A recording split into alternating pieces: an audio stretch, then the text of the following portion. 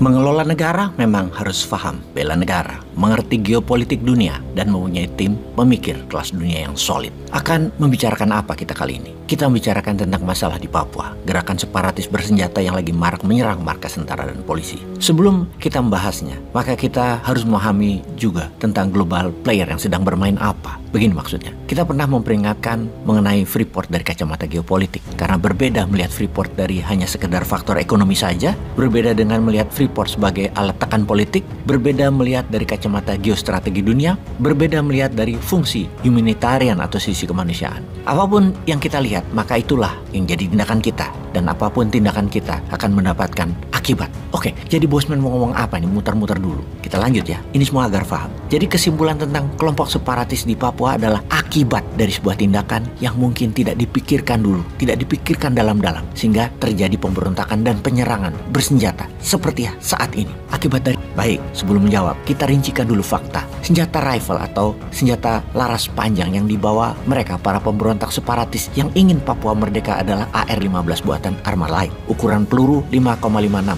mirip M16 buatan pabrik Colt. Namun AR-15 Armalite kita membacanya bukan dari jenis senjata, namun manufakturnya dan penjualannya yang bermarkas di Phoenix, Arizona adalah data kunci menganalisanya. Senjata apapun jenisnya, mau pistol P1-nya pindad ataupun rifle senjata laras panjang, tidak sembarangan bisa ditembakkan. Perlu latihan, perlu pembiasaan, ada tendangan atau after effect hentakan yang disebabkan semakin besar kaliber atau peluru, semakin besar hentakannya. Fakta berikutnya, mereka sangat mahir menggunakannya. Artinya mereka ada yang mengajari, ada pelatihan, dan semua itu tidak murah, juga tidak cepat. Lama pembiasaan itu. Di dalam sebuah penangkapan di Filipina Januari 2023 lalu oleh pemerintah Filipina yang ternyata dia adalah anggota separatis Papua. Seorang pilot, Anton Gobay, dia membeli 10 pucuk senjata AR-15 ini di Filipina. Dan fakta lain juga ada, kita ketahui senjata lain yang masuk dari perbatasan Papua New Guinea. Dari asalnya, Kepulauan Bougainville. Ada pangkalan militer Amerika di Bougainville dan ada pangkalan militer Amerika besar-besaran di Filipina. Apakah itu kebetulan?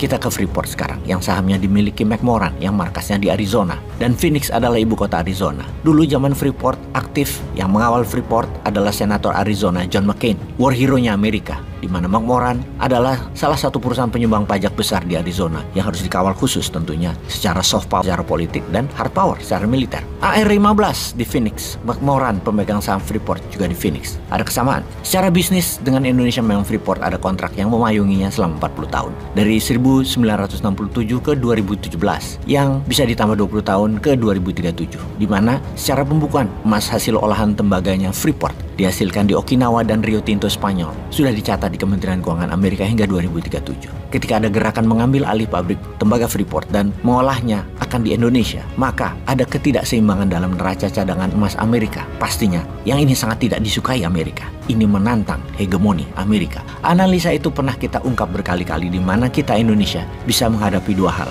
Terorisme berbasis agama yang memang tombolnya di CIA dan kelompok separatis bersenjata yang juga tombolnya ada di Amerika. Pastinya Amerika tidak akan konyol terang-terangan pakai tentaranya atau operasi intelijennya secara resmi. Kita tahu Wagnernya Putin yang bermarkas di Argentina, yang beroperasi di Afrika dan sekarang memiliki 50.000 tentara di Ukraina. Rusia itu berperang di Ukraina tidak pakai tentara warga Rusia. Terbanyak adalah tentara bayaran melalui Wagner Group.